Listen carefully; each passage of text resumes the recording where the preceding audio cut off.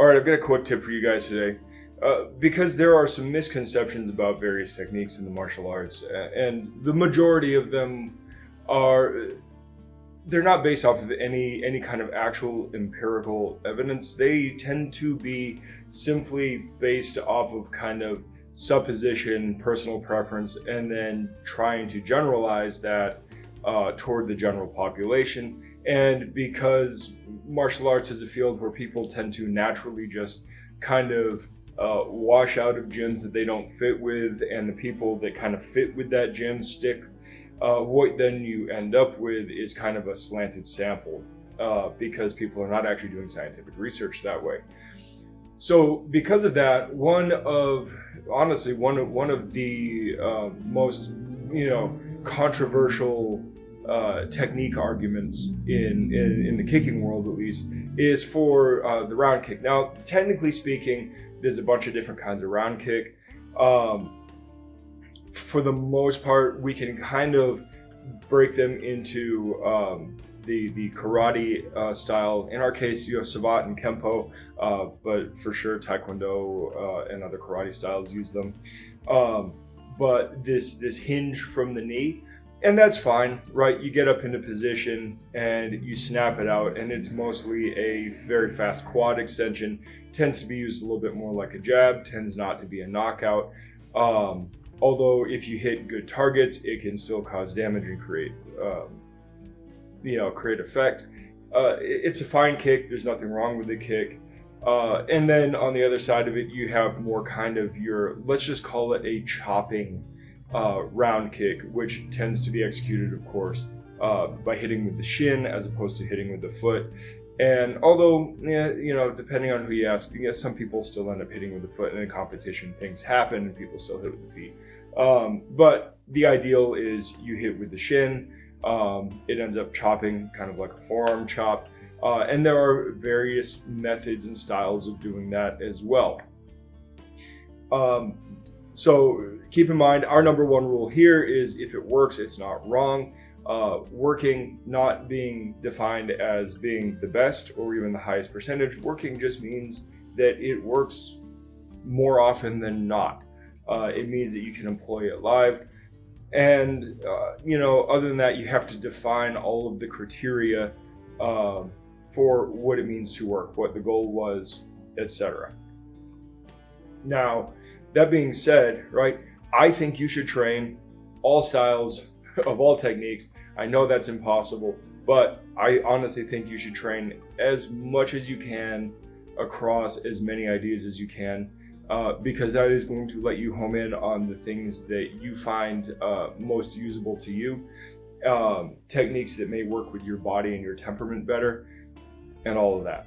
But there's a couple of things that I want to address here. And honestly, what it comes down to is posture. So when you are talking about posture in a round kick, one of the big problems that we see that a lot of people do is they fail to pivot the base foot, and they end up doing, I know you can't kind of see me if I back up, they end up doing this kind of weird half front, half round, no good, no power, no structure, terrible kick. They end up hitting obliquely on the shin. The shin may be structurally less sound there because of that ridge on the bone. And that's not what we're talking about here, right? We're not talking about a poorly formed kick.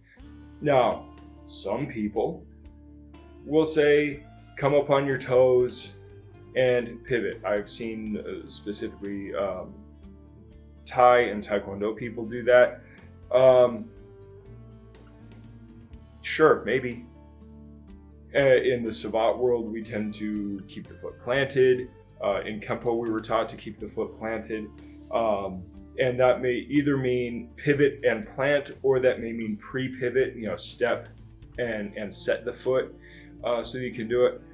They all have their utility. I'm not going to say one is better than the other. And again, we don't have any scientific evidence there. So to say one is better than the other would actually require a study with a good sample size, and we're just not capable of doing that kind of research. The other big one is the arm swing. Some people are absolutely adamant that when you throw that kick, you swing the arm down, and some people do a very small swing and some people do a very large swing. And I'm going to tell you, I actually don't think that swing helps anything. Now, where it might help, and this is a very big might, is it might make you feel more stable, because it's kind of like when we run and when we walk and we do this cross-body arm swing, which helps kind of keep us straight and stabilize us in space. And when you feel more stable, we know this from weightlifting, when you feel more stable, you can lift more weight, you can activate more muscle, you can drive more, right? So if you feel more stable, it might help you produce more power. It is not directly itself creating more power. It is creating a condition where you can actually use more of your muscle to actually execute the kick. It's kind of a second order effect. I actually find that dubious, because I absolutely believe that you can train to keep a reasonable guard up, keep your hands up and in the fight, and learn how to be stable without that arm swing. I think it is one of those things that is, to some degree, maybe completely actually inevitable, because we are built naturally. We have evolved to actually swing our arms. So some of that may be completely inevitable, but I don't think you have to do anything exaggerated. I don't think you have to go from anything more than, say, from your chin to like pumping your elbow down at the most. And I don't even actually think that that's necessary. I just think that that is a starting point to get people into the technique. So what I find, and yes, you can blame this on my base styles, right? I didn't start learning anything about the Muay Thai kind of stuff until I started training with guys who had done Muay Thai for MMA. I've never trained in a Muay Thai school. I've only trained with guys who did Muay Thai, and they gave me some tips, right? So I don't know proper, perfect Muay Thai style, right? We'll just get that off the table. But here's the thing. Personally, I find when I have played with swinging the arm, what I find is that it actually pulls my hip the wrong way. It's much the same reason that in the karate world and the savate world, we kind of tell people, don't lean any more than you have to, right? You lean a little bit for counterbalance, but don't lean any more than you have to, because you're sending so much of your mass away that even though you might be increasing speed and range, by sending your mass away, you are reducing the mass part of the equation, and you end up not hitting as hard. And it's the same thing for the arm swing. If I come in here, and as I'm coming in and I swing my arm, what's happening is my shoulder is pulling back, my hip is pulling back, meaning I am not going to hit depth near as well. Now, you can remedy that, right? Because Thai fighters hit hard. You can remedy that by aiming to hit them on the other side of their body, through their body, right? Sure, right? By adjusting your hit point to be through instead of on, you might be able to benefit from that. And for sure, hitting there helps you come back to your stance so much faster because you're presetting yourself. But if you're doing so at the expense of power, if you're doing so at the expense of penetration, that may not be a good thing. One of the other problems that I see with adding all that arm swing in is that you end up with kind of more of even a push hit. And I understand that for scoring within a point-laden system, which points shouldn't exist, but whatever, you know, the fact is that in order to score effective striking, the judges need to see that your striking did something. And so if you make your opponent move with it, you get scored better. You know, so I understand that, but I actually feel like that may be somewhat of an influence, if subconscious. I feel that may be somewhat of an influence. It definitely feels like it pushes more when you have that arm swing in there. And again, I'm not a big fan of that. It's not that there's anything wrong with push hits. Push hits have a time and place. Push hits are actually pretty fantastic. It's like an inverted shove, right? Where a shove, you make contact and you accelerate fast, almost like you're striking, right? And you're trying to get this kind of disconnect, almost throw with a guy. Well, the push hit is I'm throwing like I'm striking, but then I continue to accelerate after I've made contact. Whereas with a natural strike, you actually let the contact decelerate you. You let the hit itself decelerate you. So that's a whole other thing. But yeah, we don't want to necessarily have our baseline being a push hit. We want our baseline being a strike. Now again, it clearly works. People get injured. People get moved and damaged. These are effective strikes. People get knocked out by this stuff all the time. So I'm not saying it doesn't work. What I'm saying is that I find for me that it is suboptimal. I much prefer a style of kick so this is something that I think I've seen other people do. I think I've seen Taekwondo guys do it. In fact, I'm not a Taekwondo guy, but because of the way that I was taught to throw the snapping round kick in Kempo, which is bring it up like a front kick, rotate the hip and snap it out, what you would then end up with is this kind of corkscrewing whipping kick, right? And in Sabat, we even use the modern Sabat, we call it fuete, which means whip. And that is, it's a really, really, really cool principle. So the motion ends up being this kind of, this rolling, corkscrewing, whipping motion. And I find I get so much more out of that. And doing that, what I found for myself was that if I'm throwing it off of the rear leg, actually throwing the kick almost like I'm sprinting actually gets me there better. And because of all of that, I can still kind of keep my guard up. Yes, I sprint with arm swing like everybody else, but I can kind of keep everything in here as opposed to whipping it down. And that allows me to actually get better penetration in on the kick. It hits a lot harder and it moves a lot faster because I'm now calling on my technique and musculature of sprinting. Now, if I do it off of my front leg, I tend to opt for the snap kick because I just find off the front leg that it's easier. It is entirely possible to still use, it would be more like a jump mechanic off of the front leg, but absolutely it still ends up working just fine. But off of that rear leg, if I really want a good chop, I find I need to do more of a sprint type mechanic, and it works so much better for me.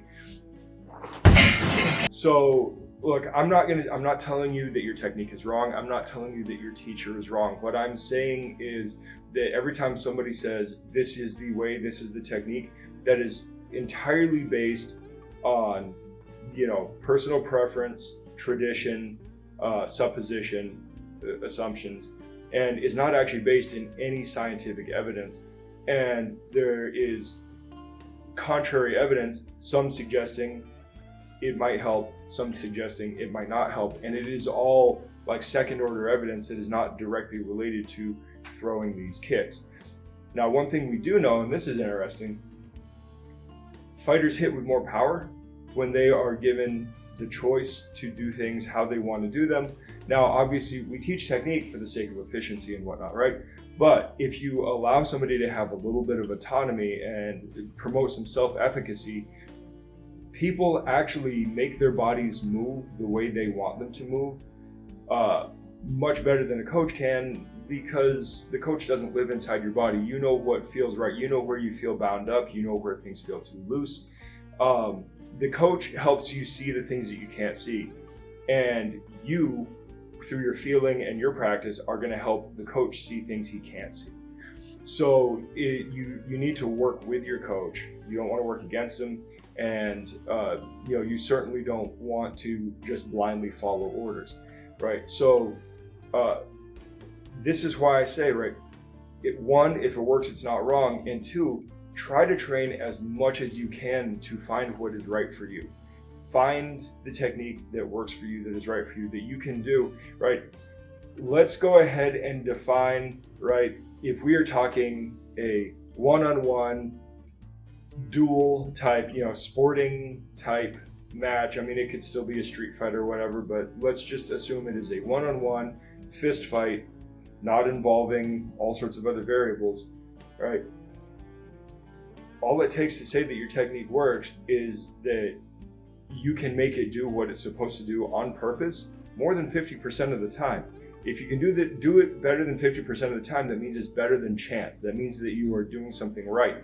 Now, the closer you get to 100, the better, right? But let's face it, right? Striking averages, the best strikers in combat sports still have something like in the mid 70s or 80% strike efficacy. You're never going to get to 100. But if you can do better than 50 and up into the 75-80%, you have effective techniques. And that is what we're talking about, right? You want your technique to hit somewhere between 50 and 75% or better. And that's what we're looking for. And remember, you have to be able to hit the guy before you can worry about power. So even though we're talking about power here, that's less important than actually being able to hit your opponent. Please understand that it does not matter how much power you generate if you can't hit the guy first. You have to have the fight IQ to put you into position at the right range, at the right time, the right angle to do the technique and create the effect. You have to be able to hit before you can, roll for hit before you roll for damage, right? Dungeons and Dragons.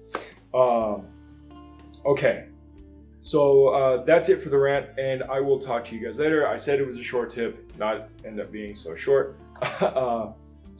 Anyway, I'll talk to you guys later. Good journey.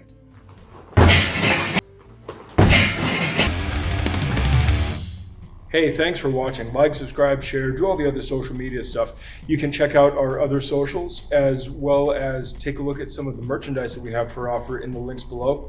And if you happen to be in the Phoenix metro area, stop in, come in for a class, come in just to say hi.